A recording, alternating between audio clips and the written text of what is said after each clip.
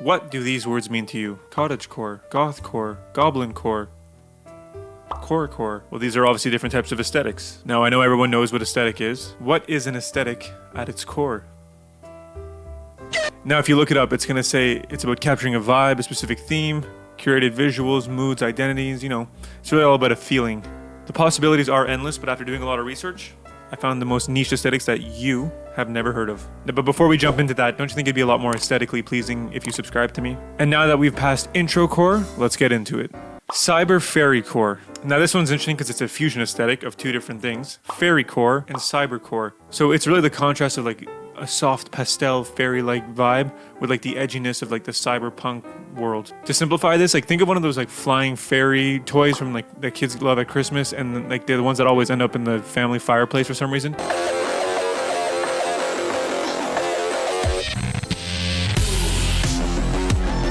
Take one of those, make it chrome, give it cyber sigilism tattoos and a bit of edge, and then maybe like Neo's glasses from the Matrix. That's kind of the gist of what it is. Overall, I think this aesthetic is pretty solid. I think it takes two tiresome aesthetics that have been overdone, like let's be honest, like fairies and cyber world. Like we've all seen that a billion times, but it kind of gives like a fresh twist. People have gotten like impressively creative with this one, so I'm going to give Cyber Fairy Core a 7 out of 10. Number 2, Liminal Pool Core. Now, if you think pool core, you might be thinking, ooh, son, day drinking, grilling glizzies with your homies, a nice little backyard vibe, maybe a sunburn at worst, or like violently drowning. This one's really weird though. It's just like focuses on this like creepy tiled up vibe with like a pool that either has not enough water or like way too much water, and then there's always like some fucking slide that looks like it goes straight into Satan's asshole, and it always kind of gives a vibe of like, oh, if like a drop of water touches that, it'll just echo through the walls of this room for eternity. Like, I don't know, this aesthetic, like the vibes are just not in this one, and like the fucking Marco Polo monsters chasing you and shit, like it really just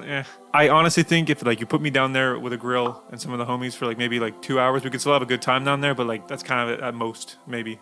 Liminal Pool Core, this aesthetic for me is getting a 3 out of 10.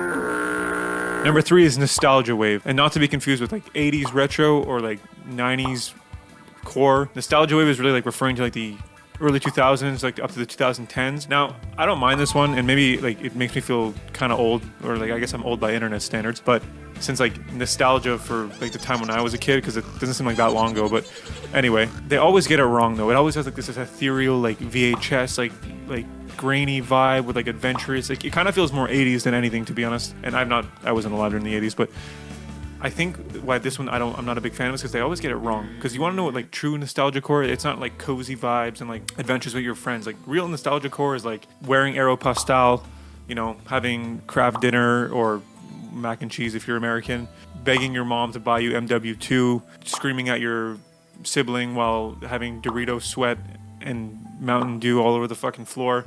Or something like getting Snapchat for the first time, and then everyone used to just draw a red dick because it was the only color they had available in everyone's mouth, like while you were in class. That was the funniest thing to do. That's true nostalgia wave.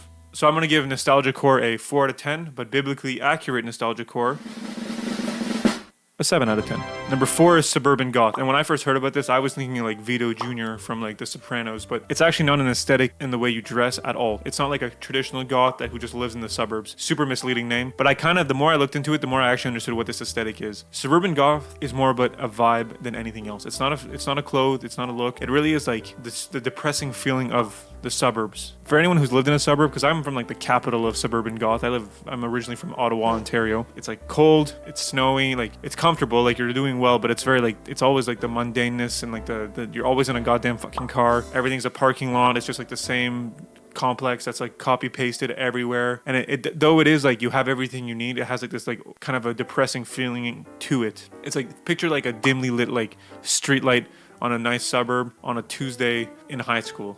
That's suburban goth. Hearing about this aesthetic made me do a lot of thinking. I started getting to this like rabbit hole, and it actually is a real thing too. It's not just an aesthetic. People who live in suburbs are more prone to being depressed and things like that. And now that I live in a major city instead of a suburb, I gotta say, something as small as like car dependency can change your whole vibe and your whole attitude. Really just like not being in a car all goddamn day to get everywhere and being car dependent. I think car dependency is the suburban goth core. Do you see? Because there's kind of this feeling of disconnect from like your surroundings and your neighborhood, even though you have everything you need. When I looked at like an American equivalent to this, they were saying Birmingham, Detroit, and then New Jersey. Sorry, Vito. I'm going to give Suburban Goth a 4 to 10. It's an aesthetic I've very much experienced, and honestly, the only benefit of it is that like some good music has come from that, because it's kind of adjacent with like Midwest emo. Number 5 is Succubus Core. A succubus is usually depicted as like a seductive female demon. It's like a supernatural entity that feeds off the life force of others. It's not quite devilcore, it's its own subcategory. It is kind of popular with like cosplay, more like fantasy, that kind of vibe, dominatrixy, and like alternative e-girl. It's kind of anime coded a little bit slightly. It's more like aesthetic demonic worship, not like actual demonic worship. Maybe like picture like someone who likes the occasional cigarette while like listening to Chase Atlantic, but also like falls asleep at 11. They kind of have a sexiness to them, but they also like cry when they try to parallel park a car. Like that's who this Succubus Core aesthetic is really for. So I'm gonna give it a nice little 7 out of 10. I think it's a pretty comfortable aesthetic. I think it's nice, it's fun. Like who doesn't like little aesthetic demon worship? Number 6 is Futuristic Zen. Pretty much just picture that one episode of SpongeBob where everything's covered in chrome and Squidward is just screaming future. Or picture something like a bamboo field with a panda, but like panda's like a hologram. I don't know why, but this one just makes me like picture like Elon Musk in a monk suit trying to sell you some shitty crypto called like PyXE. Or maybe like a class where you have to like keep your Zen while trying to connect your phone to your piece of shit fucking Bluetooth speaker that never connects to your phone, but it connects to your roommate's phone automatically every time, even though he connected to it once like 2 years ago, and it's your fucking Bluetooth speaker and it never works anyway, and then you have to stand there for 45 minutes while a girl's watching you and she gets the ick because you're 27 years old and you can't connect. It should be such a minimal task in your life, but connecting a phone for 45 minutes is like something you have to do. Anyway, Bluetooth Core,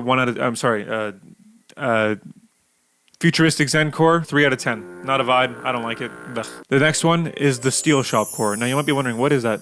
Well, the Steel Shop, they're a big supporter of me and my channel. They make high quality, engravable stainless steel jewelry, accessories. And you know what? I know a lot of y'all have trust issues with jewelry because you're like, oh, my shit's gonna turn green or blue or whatever.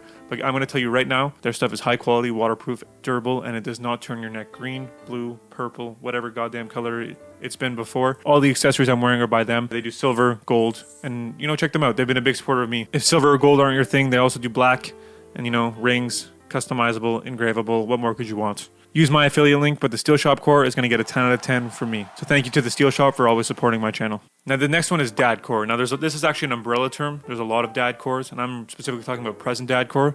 But what's kind of hilarious about this one is that even though it's called present Dad Core, none of the actual aesthetic is based off raising a kid. It's just like dad shit, you know, grilling, hot dogs, shorts, you know, standing outside your patio in the summer with Oakleys on, like just looking around. Huh? For no reason, like you're not bothering anyone, but you're just chilling. And you know what, I gotta be honest, I like this one. It's very chill, it seems very peaceful, you know, it's everything you could want. But there are different levels of this. There's Boomer Dad Core, which is very different from Millennial Dad Core. You know, it's like the difference between like dad jokes and maybe gaming with your kids. I don't know. I like this aesthetic. It seems very peaceful, you know? You just enjoy the small things in life. And I know a lot of people personally who've already taken on this aesthetic pretty seriously and they don't even have kids. So Dad Core for me, it's gonna get a nice little 8 out of 10. Next one is Headache Core. Now this one I experienced it recently because I had to go renew my fucking health card, and this one just not a vibe. To be honest, the reason I hate it so much is because it's usually pretty intertwined with things like random fuck off fee core and massive inconvenience core. This one overall though, Headache Core gets a 0 out of 10 for me. Now, for the last one, I wanted to end on the most niche and interesting one I could find. IKEA Afterhours Core. This is a real thing. Now, this one's pretty interesting because it's become popular really recently. But people are really like, had this appeal of like the lonely, spacious vibe where it's kind of creepy. But it's similar to like cave exploring, but instead of like seeing all these beautiful natural rock facades that were created over millions of years, you're surrounded by Sandortings and Gudviks. The aesthetic is often like described as being associated with like reflection and solitude, which is kind of crazy because y'all know you can just go to a beach and do that, or you can maybe go to on a hiking trail. You don't have to break into an IKEA and sleep inside of a Klepstad overnight just to get this vibe. Honestly, I don't even know how to like pass judgment on this one, so I'm gonna give it a 6 out of 10. But actually, I guess you know what? Let's do it in Swedish. What's that? What's it? Sex? What? That's how you say 6 in Swedish? No way. And there it is, my take on 8 super niche aesthetics. If you like what you watched, make sure to subscribe. And if you want some more short form content, you can find me on TikTok, Instagram. And a special thanks again to the Steel Shop for sponsoring me today. This has been Apollo Rising, and stay cheeky.